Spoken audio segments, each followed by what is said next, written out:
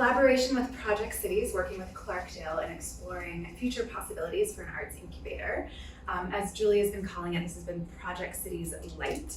But I'd like to think that over the course of these past weeks that the students in this class have come up with some good ideas about how to approach what an arts incubator could look like and what sort of different smaller elements of it could be implemented sooner with smaller resources or become a part of more long-term programming and infrastructure that is already happening in Clarkdale. So we've had a lot of productive conversations about how to leverage existing resources and build up other opportunities that can hopefully be things that you can take with you into the arts incubator work as it moves forward. So the goal is that across all of these, they're taking different approaches and have different themes, and everyone is providing a set of resources and tools and providing inspiration to get you thinking.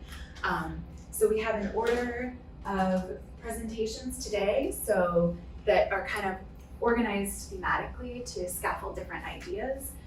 So each student will have about 8 minutes to present their work.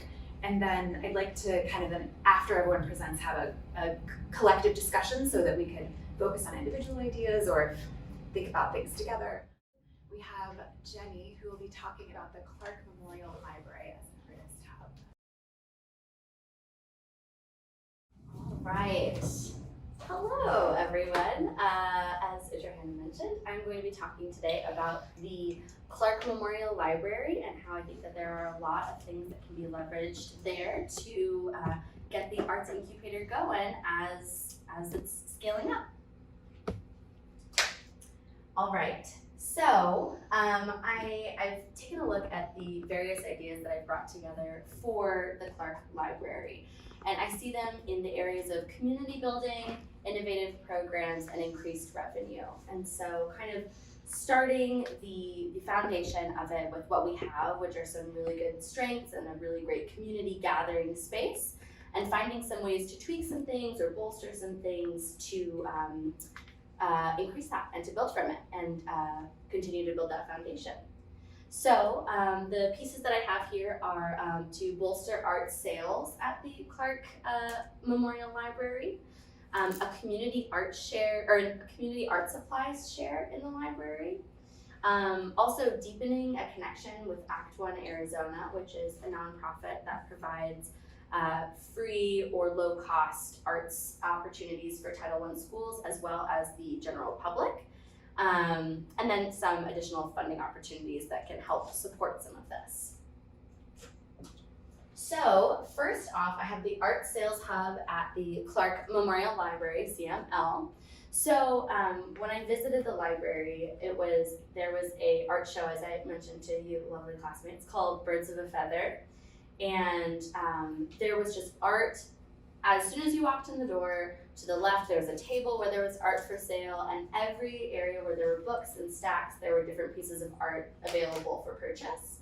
And so we already have some kind of like micro entrepreneurship taking place in the library, and so I think that there are a couple of ways that we could build on that. One of them is that right now I've learned, I reached out to Jeff, who is, I don't know if he is a library volunteer or a staff member. I think he's a staff member. Okay. He was an artist. Oh, great. He was very helpful. And he was saying that the way that the sales of art take place at the library are kind of outside of the library system. They have, the amount that it's worth, and then, or the amount that it's priced at. It's probably worth much more. But they have communications information for each artist and kind of have the patron and the artist kind of connect and do the exchange there.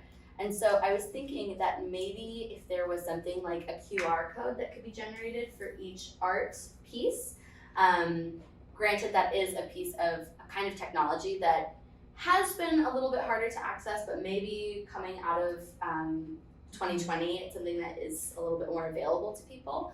Could kind of tighten that timeline in that sale, because that's often where a lot of sales are lost, is if it takes a little bit longer or if it's a little bit more cumbersome. So making it a bit easier might make more sales happen for the artists. And also I found out that 100% of the proceeds do go to the artist in that process. So I just thought that was great, and I'm sure that the artists really appreciate that.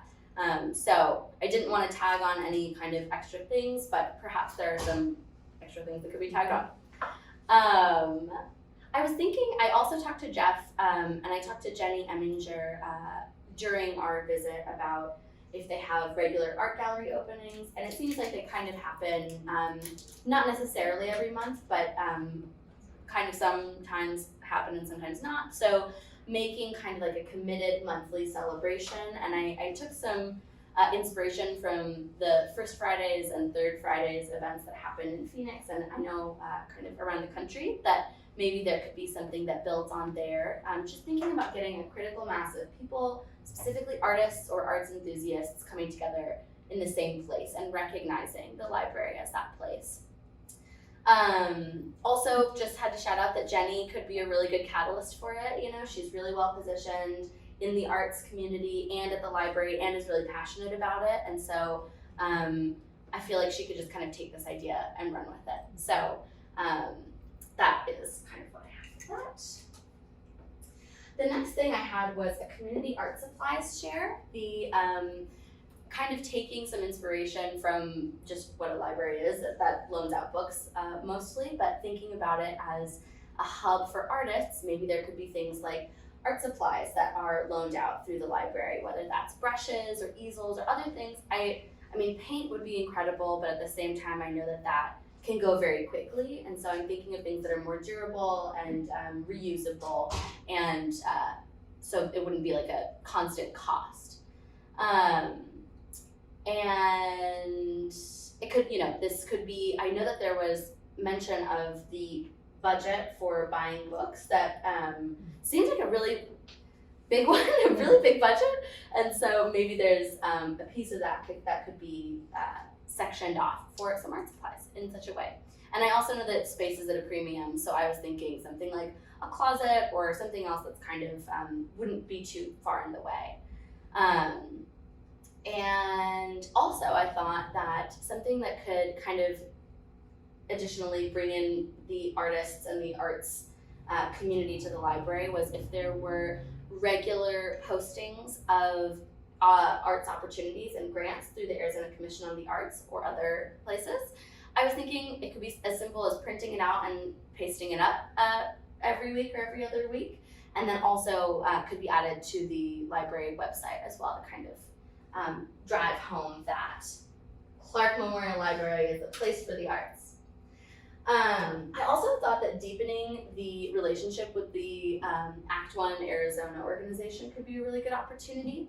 I think it could, again, continue to draw in new patrons, arts enthusiasts, and visitors from all over.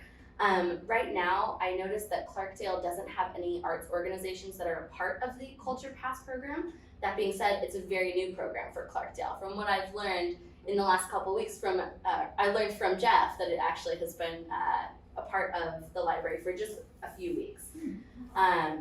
So I've personally used the Culture Passes. I think that they're great, and I got to speak to the executive director of the organization, who I also have in my report that I've included. I think that there's ways that you could get more Clarkdale organizations involved, as well as really bringing in more of those arts patrons to kind of explore the other statewide opportunities that they have. There's also, the organization does a rural field trip program as well as a virtual reality field trip program, and it's completely free for Title I schools. So slightly outside of the library, but an important thing to, I wanted to let you know about, Susan. Yeah. And they just have a lot of opportunities. They're a small staff, and they were great. So I would recommend working with them. And I think that that's what I have. And then yeah, I have my quote from Jeff that said it's a pretty cool program. I'll be promoting it. So these are a couple of the grants from Arizona Commission on the Arts that I think could help support the Arts Incubator. We have the Creative Capacity Grant as well as the Lifelong Arts Engagement Grant. I think Creative Capacity Grants are really helpful because they really do go to helping start something like this up. And then I thought that the lifelong arts engagement grant could be helpful too, since there are several adult learners that are a part of that community. And they had a nice award amount that could be really helpful, I think, for this program.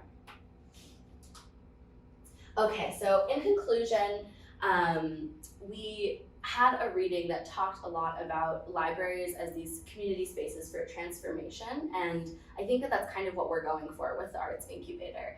And so this new vision for library design sees libraries as a space that connect, cultivate, and transform communities, and I think that Clarkdale is really well positioned for this kind of work to take place in the library.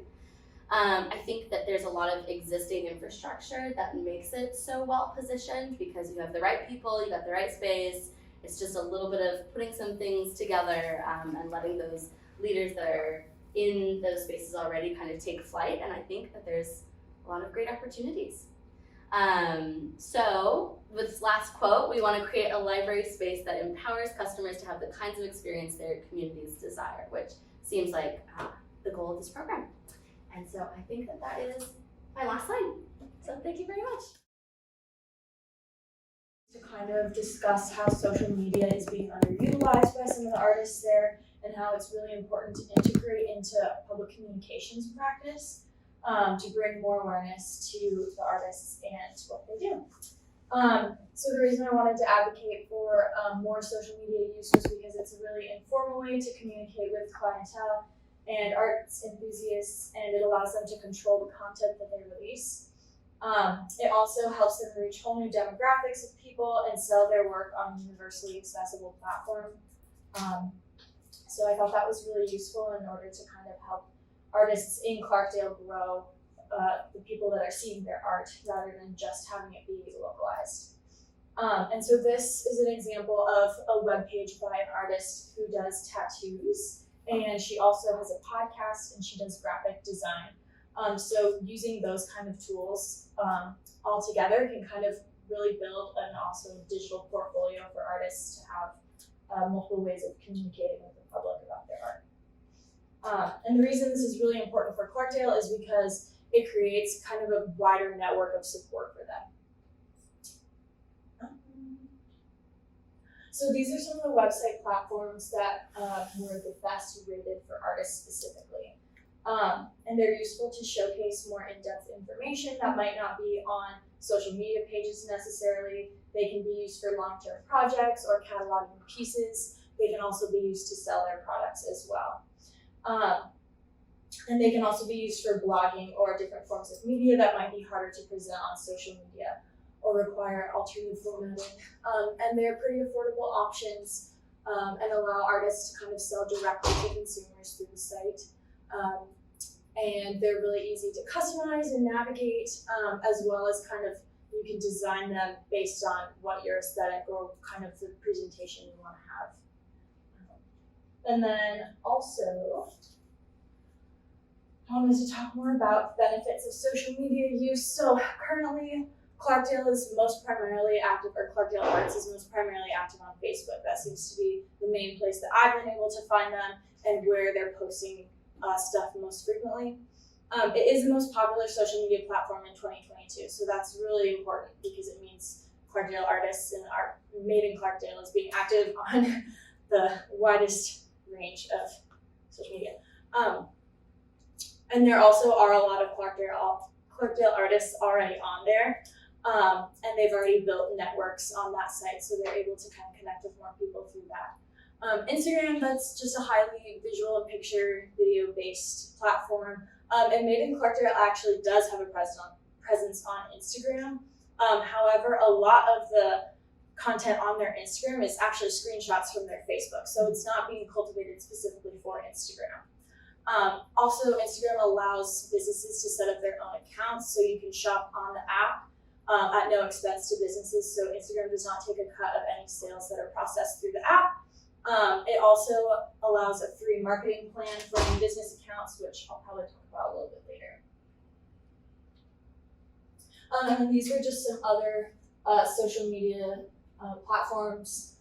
YouTube, I have these ranked based on most popular, by the way. So Facebook, then Instagram, YouTube, and TikTok are, as of 2022, the most popular and have the most number of users. So YouTube is another great resource for Clarkdale artists to show progress in their arts or be able to kind of form longer videos about their content. It has TV, music, and YouTube shorts, so there are different kinds of media that they could include on there. It doesn't have to be just like visual sculptures and paintings kind of arts. And then TikTok is kind of like the new explosive social media. And the reason that I included this one on here was because the algorithm that TikTok uses actually exposes users to a bunch of different content. Like, it really has a lot of diversity and has content from adjacent sources. So if you like something, it'll show you content from the next 10 nearby or what other people have liked videos. And then also another reason I wanted to include this one and highlight it especially was because juxtaposing Facebook, TikTok has a much younger demographic of users. 47% of them are all under 30. And I know that's a demographic that Clarkdale hasn't necessarily tapped into yet.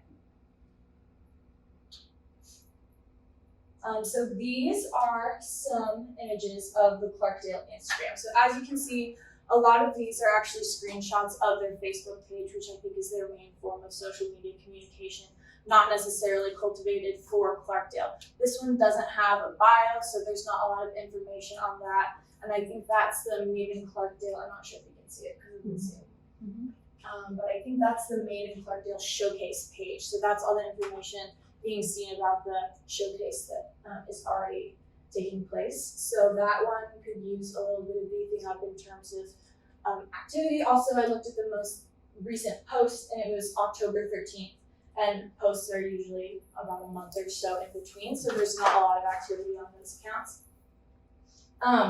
And I wanted to highlight Instagram specifically because this is the platform that I recommend Clarkdale artists and maybe Clarkdale to use because it gives you a lot of different aspects that are really critical and can really be utilized by artists to grow their practice.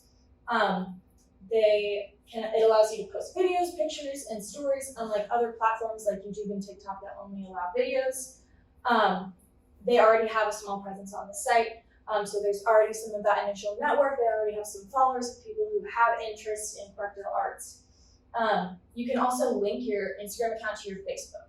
So that's a really easy way for that transition to be a little bit smoother between social media platforms.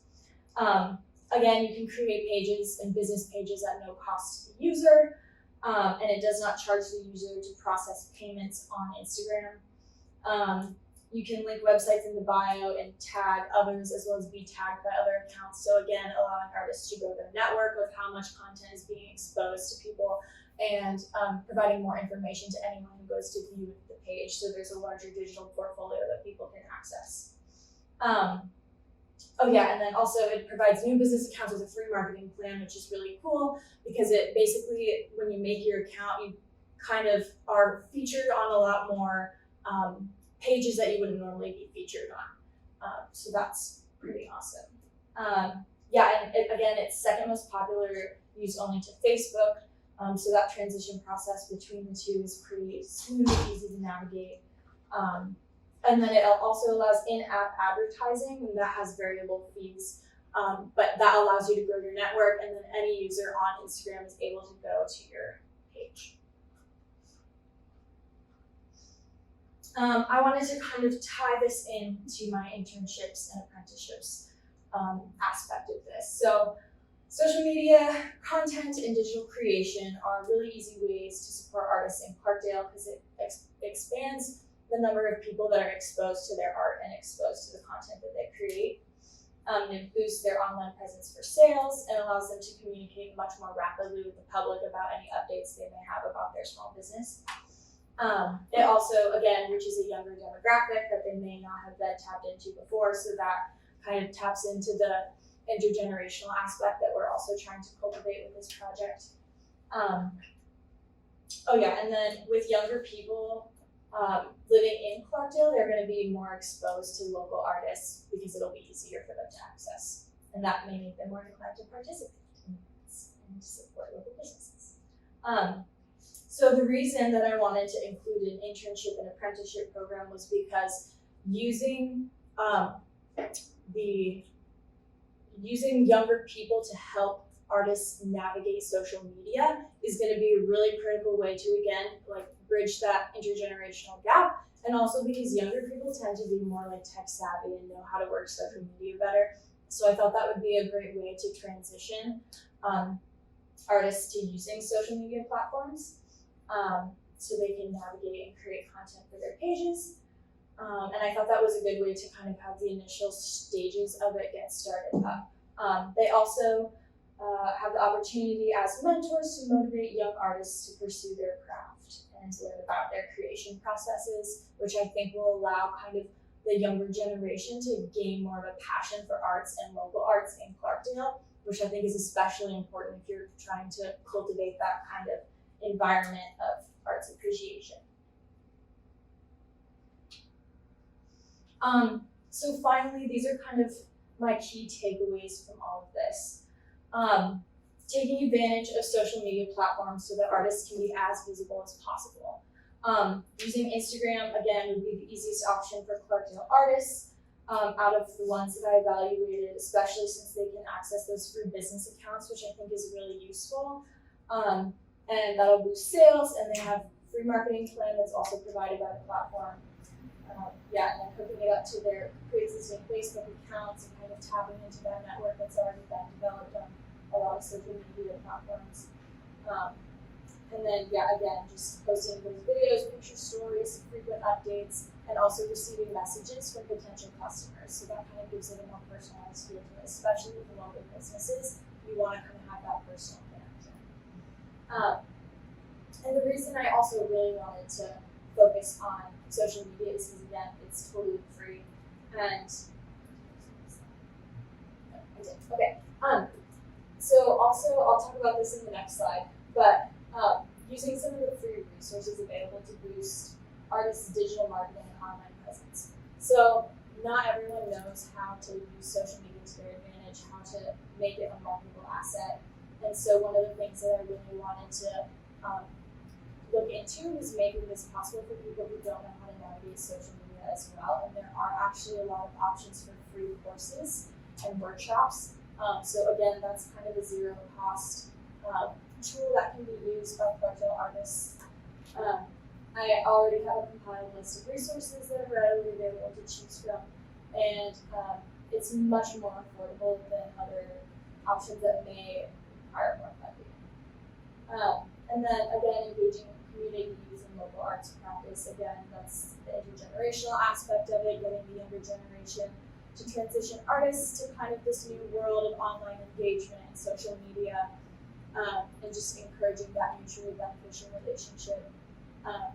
Artists can reach a demographic they may not have before, and then it just stimulates that legacy building and passing down of trades and craftsmanship and keeping arts practice alive and thriving in Clarkdale.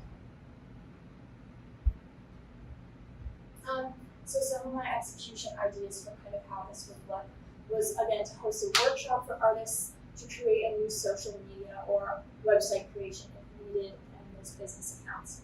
So these are some of the lists of free digital marketing and social media courses, and there are like 15 or 16 there, and they range from like 6 weeks to like 6 hours. So you can really kind of choose and kind of tailor how much you want to learn about developing a social media presence based on how much time they have or what they want to learn. And then also promotions for apprenticeships. So that would kind of be something that the city of Peoria would be responsible for, is doing application processes, pairing artists up with apprentices, and then potentially offering stipends. So I thought advertising at local high schools and colleges would be a great way to do that. And then tapping into those tapping into those grant funding opportunities to be able to budget for those. So these are the funding opportunities that I was able to come up with. These are the top social media marketing courses and workshops. So some of those I think actually do require a fee, although I would recommend using one of the free ones or providing access to local artists about the free ones. information to them just so that those are accessible and available. I didn't see much of a difference between the ones that you have to pay for and the ones that are free. So,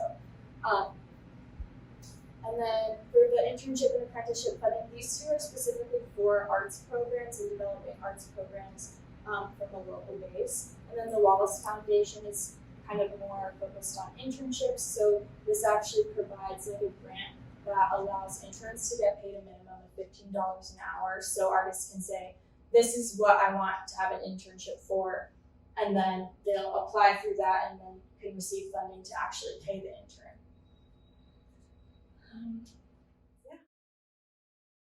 Okay, so the idea that I've come up with is this arts and recreation in collaboration with like tourism, and ideally this would take place in your guys' copper museum.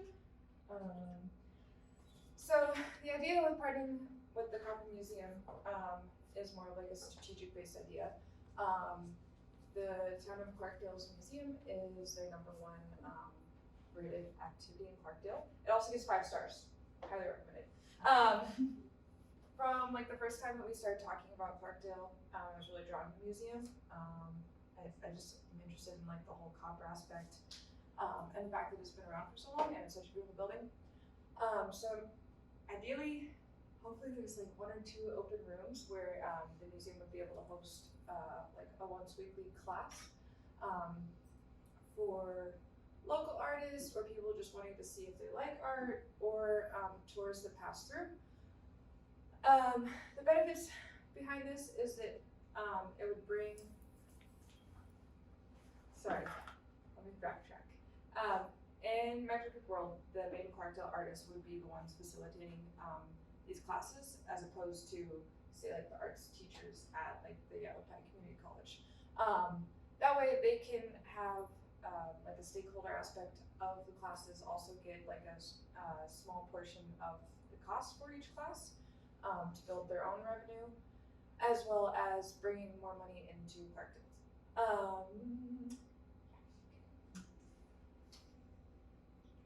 Okay. So, in theory, this would eventually become a self-sustained program, and I'm thinking that it could be proposed that local participants would have like a cover cost for as many classes as they want, and then tourists would have like a general cost that would cover the materials, the artist's time, as well as the space. And then there would be like a annual holiday class that would keep tourists coming back. For instance, like my family goes to Jackson Hole every Christmas, just because it's the skiing and all the like holiday and snow vibes that we don't get here. And then at the same time, there could be like an annual guest artist that comes in, maybe from Phoenix or a different area, just to give like a professional development opportunity for the artists in Clarkdale, as well as people taking the classes. And so these would only last like 1 to 2 hours, as much time as the artist would need to facilitate a whole class, give the participants enough time to paint, make their jewelry. I feel like ceramics you probably couldn't get done in an hour or 2, especially with a kiln.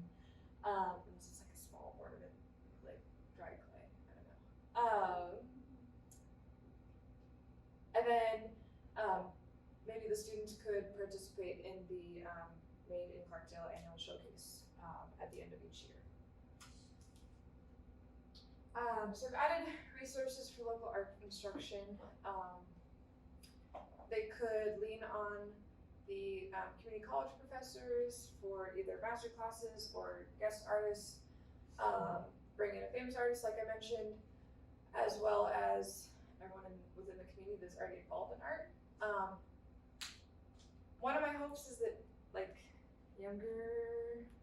there's a happy medium of all ages. That way Clarkdale could continue to grow their artist pool. They already have a really impressive amount of artists in Clarkdale. So if they're training the next generation, it just kind of keeps this whole cultural and community aspect within Made in Clarkdale that I really love. Also, I've included examples of the Made in Clarkdale artist jewelry. So like maybe Becky could come teach a copper jewelry class just for fun. I know my mom will love that. There are a couple of successful examples. Sedona has partnered with Airbnb experiences for like plein air classes. One lady does watercolor on a hiking trail. And so you get your own handmade by you talisman? Is that the right word? Yeah, talisman of your trip to Sedona, as well as the view that you got to enjoy with your loved ones. I think her cover cost was like $98, and she acted like as a tour guide for the hike, and then she provided all the materials for them, and she also like instructed them how to do them. So that might be a good resource if you wanted to set this up. And then, like I said, Jackson Hole is where I get a lot of my inspiration from. They have a whole website of many different artists that hold the classes in their galleries, outdoors, in the middle of nowhere. And so this is put on like the visiting Jackson Hole page so that if you were visiting, you could, oh, there's an art class, like I wanna go do that in this really beautiful creek.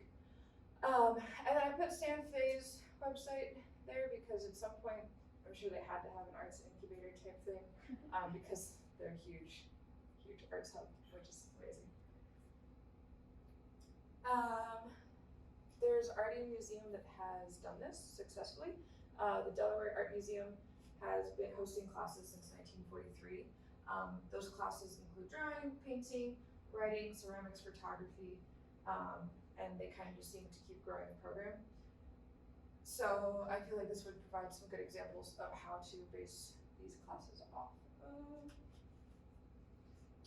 And then ways to promote this would be social media, like Francesca said, Arizona Highways magazine, as well as their TV shows, travel magazines, other magazines, and then Airbnb and experiences, Groupons. Everyone loves a good deal on saving money. And then I think you mentioned their like art pass, cultural art pass. Like that would be a great place to advertise this in the library. So my key takeaways are to leverage the existing community resources and local experts to promote economic impact while creating opportunity for continued growth of the arts community, building arts engagement locally to increase audience and buyers, and then hopefully give tourists an extra reason to stay in Clarkdale one more day longer. Intergenerational art opportunities. Why we need to like emphasize this part is because like the socializing with friends and family is a top reason why Americans attend art events. Then, which means like when we have some art activities and which include like children's or the seniors, their family members and their friends more likely to attend those kind of art activities, and also can attract more tourists, I think. And let's move to the next one. And I kind of like I divide people into 4 groups. It's not only just focus on the local people, also the tourists can also divide into 4 groups, like the younger artists, older artists, and younger non-artists, and older non-artists. The younger artists and older artists means like they already have some art experience before. Maybe they already learn how to make art and they already start to create. But the young artists, maybe they don't have that much like the resource they can use, like the fundings, the space, or like they need more ways to show their or sell their art product. And the old artists, which means they may already have the resource and they have the experience, but they don't know how to use like social medias or attend. Like they were trying new ways to also find a new way to show their art and their product. And the younger non-artists, which means maybe they are less interested in art now, they never have the experience to make or learn art. And as the same as like the old non-artists, maybe they have resource, they have the money, they have the funding, they have the space, but they never learn art or they less interested in art before. And what I want to see is these 4 groups, they can support each other in different ways. So I'm gonna have some models, like how they can support each others. Okay, here is one like the workshop and program that they can use different between different groups. They can both use this workshop and program model to support each other. First, they can learning together, then creating together, then finally showing their work together. Like for the learning part, maybe if we include like the children's, we can have those kind of workshop and programs in the school.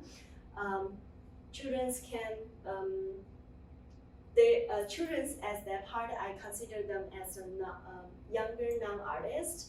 They may learn a little bit, but not that professional. So maybe we can have some like the older artists. They already have experience how to do that. They can work with the younger people together and teach them how to make art, painting, like shoot a small craft or something like that. And also maybe we can have use what Sydney mentioned, those special class during the weekend. Also, the younger artists can doing that during the weekend in library. They can invite the old people in the local to join them. Maybe it could be free or like the model she mentioned before. And next, they can creating together. Like during this process, they can make a lot of arts together, not only learning it. And at the final, they're gonna have some product, like the paintings or the short product, something. And finally, they can sell it maybe on the festivals or maybe on some like some event. And during that, maybe they're not just only learning the like painting or make things. They have some virtual art form like singing, dancing, like that. They can also use it for like when we have some festival celebrations. When we have those kind of things, also attract more tourists and the people to attend those kind of activities. Does that make sense? Thank you. And here are some models I think it's really interesting. When we need, when they support each other, they're gonna find a different resource to support. The first one I think is interesting is about the funding.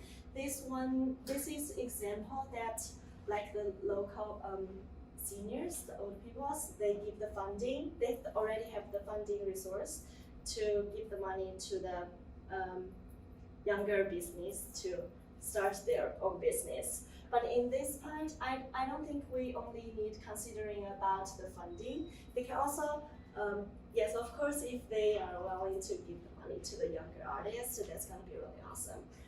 For this part, I'm considering the group oldest as maybe the older artist and older non-artist. They can support each other, but in somehow I also think maybe they are old artists, they want to support young people not only based on the funding. They can offer some like free class, teach the young children or the young non-artists to learn more thing about art, also can get them more interested in it. And the second thing I think they can support each other is about the space. Like some really young artists, they already learn how to do their own work, but they don't have the space to do it. Like for examples, maybe they don't have the space to sell their stuff, they don't have the space to have the workshop, the program, what I just mentioned. Maybe some local old non-artists, they have the space already, they have their beautiful garden, they have their beautiful house, they can hold those kind of activity during the weekend, like invite the young artists to join, come to their house to hold some art activities. And during that process, the young artists also can give some feedback to them, like they offering the this activity start at their house, and they can sell ticket for that or tuition for the class, and they can share that money with the unknown people. Unknown artists.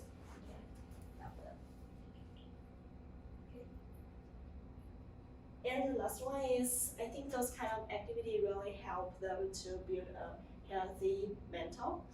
Like some old people, they stay at home, their children's already leave them, live in another cities. Maybe these kind of activities can attract them back to have a moment they stay together.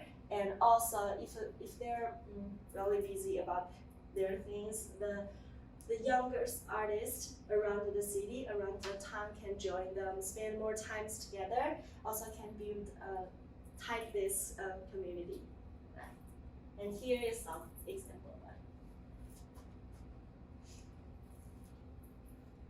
Here are some fundings. I find it's really interesting. I think some of them already mentioned before. Yeah.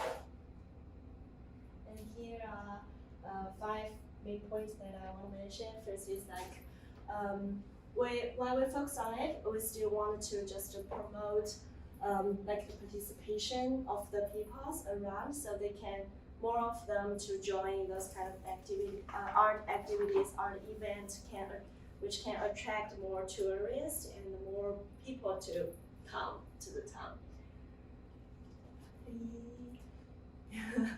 And the program and workshop I mentioned before, they're gonna have when the end of it, they finally gonna have like a result, like some product they can sell it. Also can put them on the website, Instagram, can attract more people to attend, and sell them also can get the money back, I think. And because why I'm thinking about the children is most important, because the school is full of children, young artists, I think there. And work with them, it's really helpful when attract the parents to join the activities. So when the seniors also to join them, also can help them to build the connection between each other.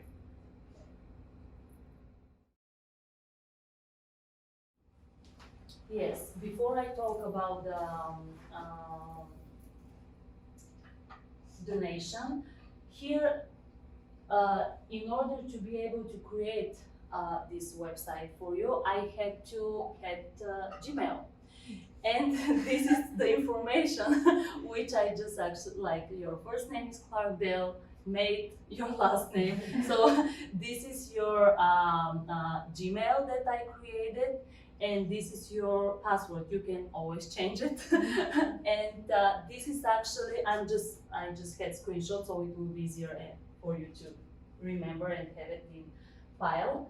This is the Wix website. I put the direct link here, and this is how when you click on the link and when you try to log in, this is the first page that you're gonna see. So made in Clarkdale, it didn't let me actually put make visible the thing, but it is the same passwords, and you can always change it. And so this was the step 1. We are not seeing because of all these Zoom things. And step 2, when you go in, this is the page you're gonna see it actually, and you just have to click edit site. Okay. When you click edit site, you will see exactly what I showed to you, with a lot of different things that you can add and just move, and yeah. Because I showed you the version that everybody else can see. Yeah. Mm-hmm. Yes.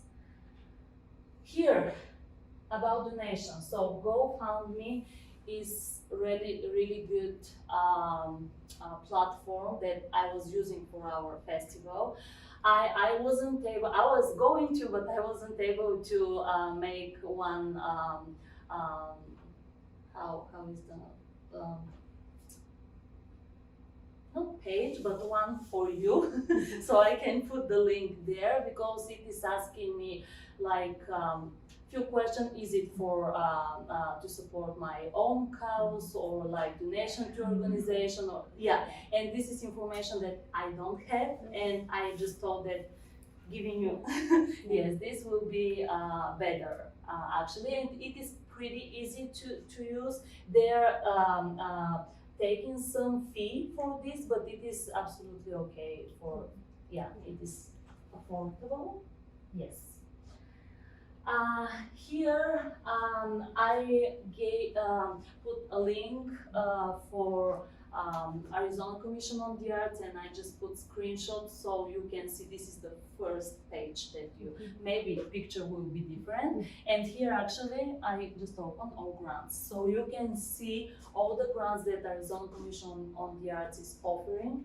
And I just put here some particular grants that I think that they will be in good use for the things that it can be possible to happen. Artist opportunity grant, and if it's bloom, they still can apply. Yeah, and here actually usually they don't change their or if they change their deadlines, they're like almost the same, like for the next year. So festival grant, artist opportunity grant, research and development grant, because I see a lot of opportunities, and especially after knowing what all of us we have to offer, it can be a new thing to develop further. And creative youth grant, as well, I think that it can be invested in the young generation, so why not? The goals of the project: creating memorable experience. Like I already wrote, like the thing I like, statements like this are very touchable, and after talking with you first time and hearing and we discussing here, it is very like not that big community if I'm not wrong, but like very personal. Yeah, that's why I feel that this is something very important, just to tell out loud how you feel about it. Yeah. Thank you.